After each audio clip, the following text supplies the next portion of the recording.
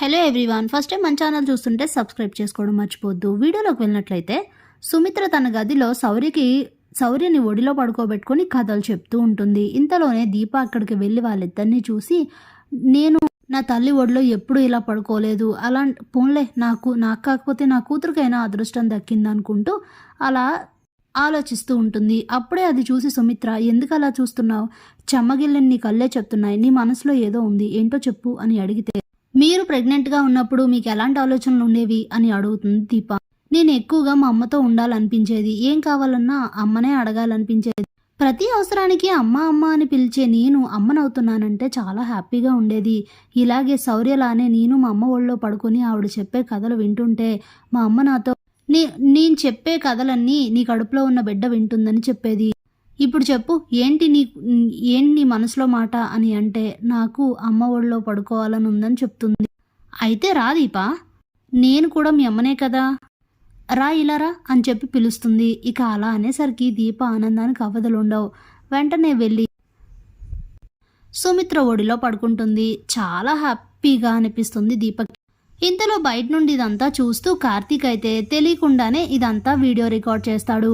ఇంతలో మరోవైపు జ్యోత్స్న, పారిజాతం ఇద్దరు కూడా బాల్కనీలో మాట్లాడుకుంటూ ఉంటారు. అసలు ఇదంతా నువ్వు చేసిందేంటి, వాళ్ళిద్దరే కలిసి దీప కార్తీక్ ఇద్దరే కలిసి పడుకుంటే అయిపోయేది, లేదంటే తనకన్నా ముందు నువ్వే మీ అమ్మ దగ్గర పడుకుంటానంటే సరిపోయేది, ఇప్పుడు చూడు ఏమైందో, దీప సుమిత్రకి దగ్గర అవుతుంది, నీకు అది అర్థం కావట్లేదు అని అయితే తిడుతూ ఉంటుంది. నీకు అసలు బుద్ధుందా గ్రాని, ఓ పక్క ఏం జరుగుతుందో ఏంటో, దీప అసలే మామూలుది కాదు, ఎక్కడ మా అమ్మకి దగ్గరైపోతుందో ఏం జరుగుతుందో అని నేను కంగారు పడుతుంటే నువ్వేంటి ఇంకా టెన్షన్ పెడుతున్నావు అని అయితే అంటుంది.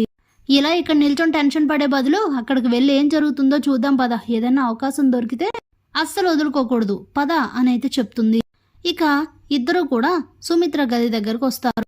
వాళ్ళిద్దరూ రావడం చూసి కార్తీక్ అయితే పక్కకు తప్పుకుంటాడు. వీళ్ళు కార్తీక్ని అయితే చూడరు. ఇక జ్యోత్స్న, పారిజాతం అయితే వచ్చేసరికి దీప సుమిత్ర ఒళ్ళో పడుకొని ఉంటుంది. అది చూసిన జ్యోత్స్నకైతే ఒళ్ళు మండిపోతుంది.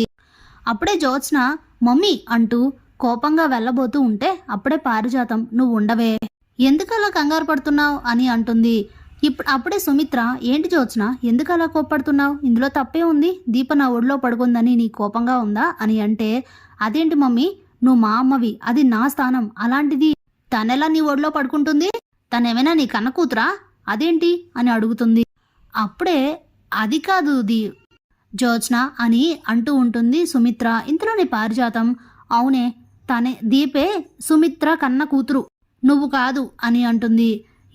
ఏంటత్తయ్య అన్నారు అని సుమిత్ర అడిగితే, అవును సుమిత్ర, దీపే నీ కన్న కూతురు, జ్యోత్స్న కాదు అని చెప్తుంది. ఒక్కసారిగా స్టన్ అయిపోతుంది జ్యోత్స్న. అలాగే సుమిత్ర కూడా షాక్ అవుతుంది. ఈ విషయం పారుకి ఎలా తెలుసు అంటే, తనకి జ్యోత్స్న నిజం చెప్పేసిందా అని అనుకుంటూ అప్పుడే కార్తీక్ అయితే అక్కడికి వస్తాడు. అవునా, నిజమా పారు నువ్వు చెప్పేది అని అడుగుతాడు కార్తీక్. ఇక ఏంటత్తయ్య ఎందుకు అలా అంటున్నారు అని అడుగుతుంది సుమిత్ర. నేను అన్నది నిజమే కదా, మరి ఈ దృశ్యం చూస్తే అలానే ఉంది, దీపని ఎంచక్కా ఒళ్ళో పడుకోబెట్టుకొని తనకి కథలు కబుర్లు చెప్తున్నావు, ఎప్పుడైనా జ్యోత్స్నను అలా ఒళ్ళో పడుకోబెట్టుకొని మాట్లాడావా, తన బాధ ఏంటో, తన మనసులో పడే ఇబ్బంది ఏంటో, తన మనసు ఏం ఆలోచిస్తుందో ఏంటో అని ఒక కన్న తల్లిగా ఏ రోజైనా తనలా ఒళ్ళో పడుకోబెట్టుకొని మాట్లాడావా, అది మాత్రం లేదు. ఈరోజు ఎప్పుడు జ్యోత్స్నకి జరగలేని ముద్దంతా ఈరోజు దీపని ఒళ్ళో పడుకోబెట్టుకొని మరీ మాట్లాడితే ఎవరైనా అలానే అంటారు. మరి నువ్వు అసలు కన్న తల్లిలా ఆలోచించట్లేదు, జ్యోత్స్నని సరిగ్గా పట్టించుకోవట్లేదు అని అయితే అంటుంది. అందుకే దీపే నీ కన్న కూతురు, జ్యోత్స్న కాదని చెప్పాను అని అంటుంది పారిజాతం. జ్యోత్స్న అయితే ఫ్లోలో నిజం చెప్పినా బాగానే కవర్ చేసావు గ్రాని అని మనసులో అనుకుంటూ ఉంటుంది. అప్పుడే జ్యోత్స్న, నా మనసులో బాధ గ్రానీకి అర్థమైంది, మా అమ్మకు మాత్రం అర్థం కాలేదు అని అంటుంది. ఇందులో అర్థం కాకపోవడానికి ఏముంది, తను కడుపుతో ఉంది, తనకి ఏదో మనసు కనిపించింది, ఒళ్ళో తలపెట్టుకొని పడుకుంది, తప్పేంటి, అది అయినా నేను నిన్ను తక్కువ చేసి చూసిందేం లేదు, నీకు జరిగిన ముద్దంతా నీకు కూడా జరిగింది, చాలా గారాబంగా చూసాం నిన్ను, అలా గారాబంగా చూసాం కాబట్టే ఈరోజు ఎవ్వరి మాట వినకుండా ఇష్టం వచ్చినట్లు చేస్తున్నా, అది మర్చిపోయి మాట్లాడుకు జ్యోత్స్న, నువ్వు నా బలహీనత అని నీకు నాకు అందరికీ తెలుసు, అలాంటప్పుడు అత్తయ్య గారు ఏం చెప్తే అదే నిజం అని ఎందుకు అనుకుంటావు, అలాంటి లేనిపోని ఆలోచనలు చేయొద్దు అని అయితే చెప్తుంది సుమిత్ర. ఇక కోపంగా అక్కడి నుంచి వెళ్ళిపోతుంది జ్యోత్స్న. తన వెనకే వెళ్ళిపోతుంది పారిజాతం. Thanks for watching.